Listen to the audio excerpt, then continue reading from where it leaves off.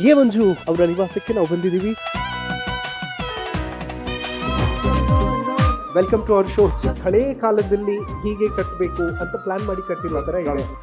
ನಾನೆಲ್ಲ ನೋಡಿ ರೆಡಿ ಆಗ್ತಾ ಇದ್ದು ಸಿಮೆಂಟ್ ಮಾರ್ಬಲ್. ಇದು ನನ್ನ ಮಗಳು ಮದುವೆ.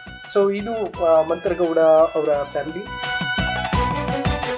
ಹೇಗೆ ಶುರು ಆಯ್ತು ಮೇಡಮ್ ಲವ್ ಸ್ಟೋರಿ? ನನಗೆ ಯಾಕೆ ಇಷ್ಟಪಟ್ಲು ಅಂತಾನೆ ಗೊತ್ತಿರಲಿಲ್ಲ.